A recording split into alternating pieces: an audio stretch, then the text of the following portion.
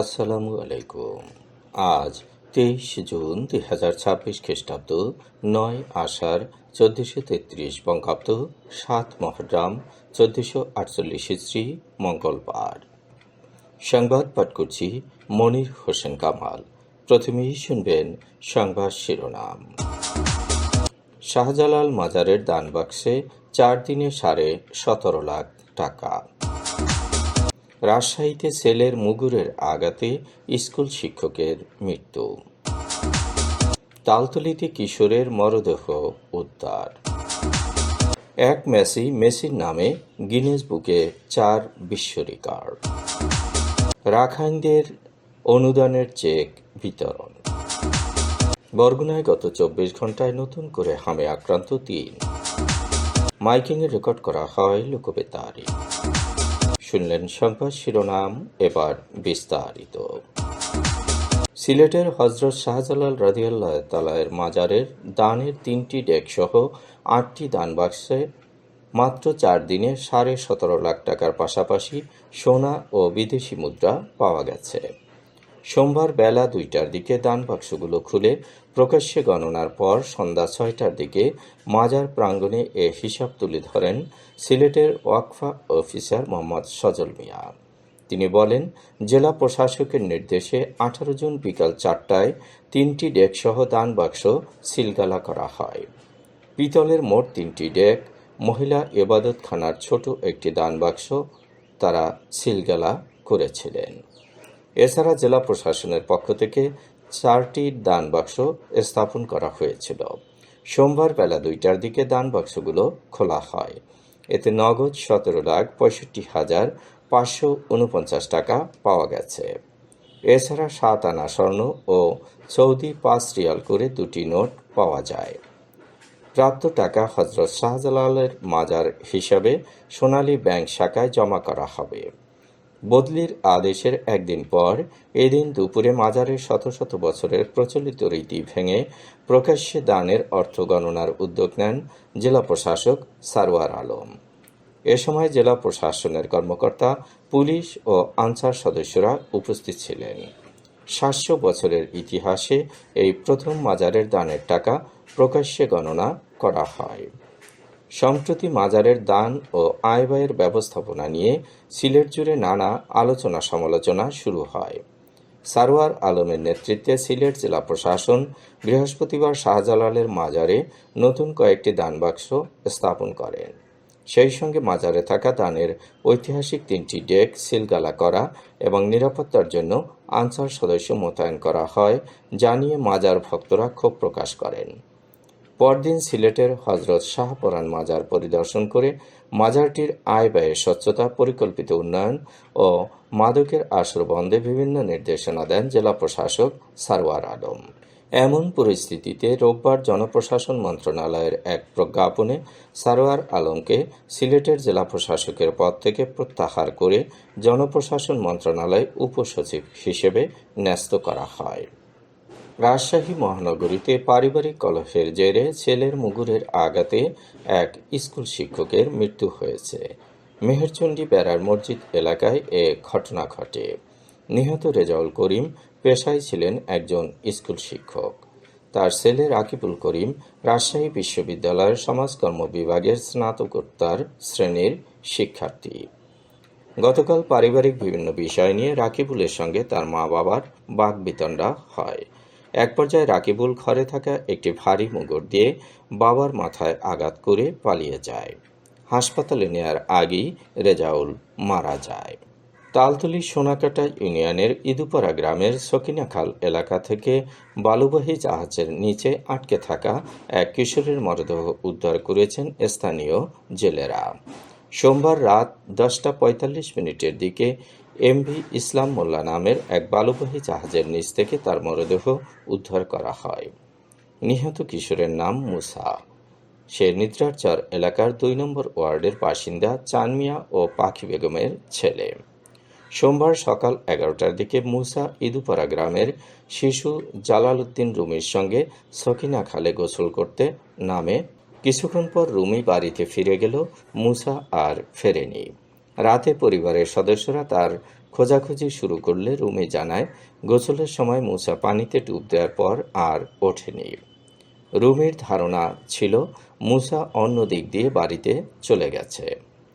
পরে রাত 9:30টার দিকে খবর পেয়ে সকিনা কোস্টগার্ড ও স্থানীয় জেলেরা উদ্ধার অভিযান শুরু করেন।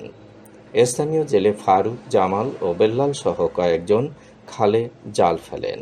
এক পর্যায়ে রাত 10:45 এমবি ইসলাম মোল্লা নামের একটি বালুবাহী জাহাজের নিচ থেকে মুসার মরদেহ উদ্ধার করা হয়। ক্যারিয়ারের ষষ্ঠ ও শেষ বিশ্বকাপে লিওনেল মেসি হাজির হয়েছেন বিধ্বংসী চেহারায়। আলজেরিয়ার বিপক্ষে হ্যাটট্রিকের পরে গত রাত্রে মেসি জাদুতে নাকাল হল অস্ট্রিয়া। জোড়া গোল করে দলকে গ্রুপ চ্যাম্পিয়ন হিসেবে শেষ 32-এ তোলার পাশাপাশি গিনেস বুক অব ওয়ার্ল্ড রেকর্ডসে নাম লিখিয়েছেন এই 38 বছর বয়সী মহাতারকা। রোসারিওর সন্তান আবারও ইতিহাস গড়লেন।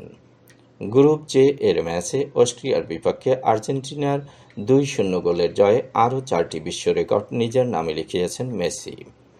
এসব রেকর্ডকে সামাজিক যোগাযোগ মাধ্যমে আনুষ্ঠানিকভাবে তুলে ধরেছে Guinness Book of World Records. আলজেরিয়ার বিপক্ষে হ্যাটট্রিকই বিশ্বকাপে সর্বোচ্চ গোলের তালিকার শীর্ষে থাকা মিরোস্লাভ ক্লোসার সঙ্গী হয়েছিলেন মেসি। গতরাতে অস্ট্রিয়ার বিপক্ষে জোড়া গোল করে এককভাবে রেকর্ডের মালিক বনে গেছেন এই 38 বছর বয়সী তারকা। অস্ট্রিয়ার বিপক্ষে জোড়া গোলে বিশ্বকাপে মেসির গোল সংখ্যা দাঁড়ালো 18। এর মাধ্যমে তিনি জার্মান কিংবদন্তি ক্লোসার 16 গোলের রেকর্ড ভেঙে এককভাবে শীর্ষে উঠে আসেন। এছাড়া তিনি ব্রাজিলের নারী ফুটবলের কিংবদন্তি মার্তার 16 গোলের রেকর্ডও ছাড়িয়ে যান। ফলে পুরুষ ও নারী দুই বিভাগ মিলিয়ে বিশ্বকাপ ইতিহাসের সর্বোচ্চ গোলদাতাও এখন মেসি। তবে মেসির রেকর্ড তাড়া করছেন ফ্রান্সের কিলিয়ান এমবাপ্পে। ইরাকের বিপক্ষে জোড়া গোল করে তিনি 16 গোলে পৌঁছে গেছেন, আর তার বয়স মাত্র 27। ভবিষ্যতে মেসির এই রেকর্ডের সবচেয়ে বড় হুমকি তিনি। অস্ট্রিয়ার বিপক্ষে এই জয় ছিল মেসির বিশ্বকাপ ক্যারিয়ারের 18তম জয়। এর মাধ্যমে তিনি ক্লোসার 17 জয়ের রেকর্ড ভেঙে নতুন মানদণ্ড গড়লেন। বিশ্বকাপে মেসি সর্বোচ্চ 3টি করে জয় পেয়েছেন মেক্সিকো ও নাইজেরিয়ার বিপক্ষে। বিশ্বকাপে খেলেছেন সর্বাধিক ম্যাচ। এই রেকর্ডটি মেসি প্রথম ভেঙেছিলেন কাতার বিশ্বকাপের ফাইনালে। সে সময় তিনি 26তম ম্যাচ খেলে জার্মান কিংবদন্তি লোথার ম্যাথাউসের রেকর্ড অতিক্রম করেন। আলজেরিয়া ও অস্ট্রিয়ার বিপক্ষে ম্যাচ দুটি খেলে তার বিশ্বকাপ ম্যাচ সংখ্যা এখন 28।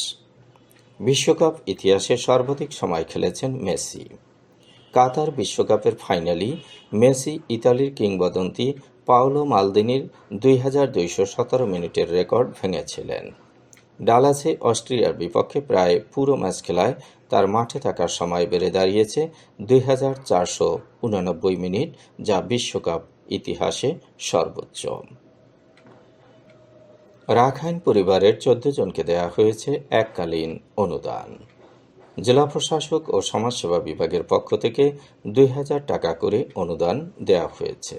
একই সঙ্গে জেলা প্রশাসকের পক্ষ থেকে দেয়া হয়েছে মানবিক সহায়তা। আজ সকালে প্রধান অতিথি হিসেবে জেলা প্রশাসক মিস তাসলিমা আক্তার আনুষ্ঠানিকভাবে অনুদানের চেক হস্তান্তর করেন। সভাপতিত্ব করেন সমাজসেবা বিভাগের উপপরিচালক মোহাম্মদ ইউসুফ আলী। অনুষ্ঠানে আলোচনা করেন সহকারী পুলিশ সুপার রুহুল আমিন হাওলাদার, জেলা বিএনপির সাবেক সহসভাপতি M Saleh Faruk, public prosecutor advocate Nurul Amin, লোকবেতারের পরিচালক মনির হোসেন কামাল ও সাংবাদিক তরিকুল ইসলাম।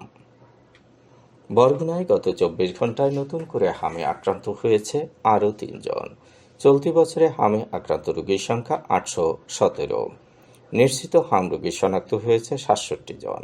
সুস্থ হয়ে বাড়ি ফিরেছে 760 জন। এখন পর্যন্ত মারা গেছে 9 জন। গত 24 ঘণ্টায় বরগুনায় নতুন করে ডেঙ্গুতে আক্রান্ত হয়েছে আরও 4 জন। চলতি বছরে এখন পর্যন্ত ডেঙ্গু আক্রান্ত রোগীর সংখ্যা 176। হাসপাতালে ভর্তি আছেন 18 জন। মাইকিংয়ে রেকর্ড করা হয় লোকবেতারে। সুমধুর ও সুস্পষ্ট কণ্ঠে মাইকিংয়ের জন্য লোকবেতারের বিকল্প নেই। লোকবেতারের সাউন্ডপ্রুফ স্টুডিওতে করা হচ্ছে গান ও নাটকের রেকর্ড। সেই সাথে লোকবেতারে নামমাত্র টাকায় প্রচার করা হচ্ছে বিজ্ঞাপন। 15 সেকেন্ডের বিজ্ঞাপন প্রচারিত হচ্ছে মাত্র 500 টাকায়। 30 সেকেন্ডের বিজ্ঞাপন 1000 টাকা, 45 সেকেন্ডের বিজ্ঞাপন 1500 টাকা, আর 1 মিনিটের বিজ্ঞাপন প্রচার করা হয় মাত্র 2000 টাকায়। নির্ধারিত টাকার বিনিময়ে প্রতিদিন কমপক্ষে 5 বার করে পুরো 1 মাস বিজ্ঞাপন প্রচার করা হবে।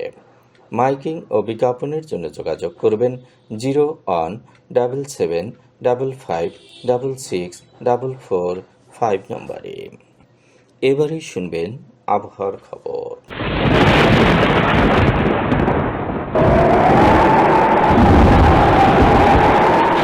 উপমহাদেশীয় উচ্চচাপ বলয়ের বর্ধিত অংশ পশ্চিমবঙ্গ এবং তৎসংলগ্ন এলাকায় অবস্থান করছে।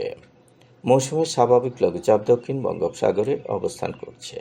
এর একটি বর্ধিত অংশ উত্তর পূর্ব বঙ্গোপসাগর পর্যন্ত বিস্তৃত। রাত এবং দিনের তাপমাত্রা একরকমই থাকতে পারে। দেশের বিভিন্ন স্থানে বজ্রসহ বৃষ্টি হতে পারে। আজ দেশের সর্বোচ্চ তাপমাত্রা ছিল ঈশ্বরদীতে 35 ডিগ্রি সেলসিয়াস এবং সর্বনিম্ন তাপমাত্রা ছিল সিলেটে 24.2 ডিগ্রি সেলসিয়াস।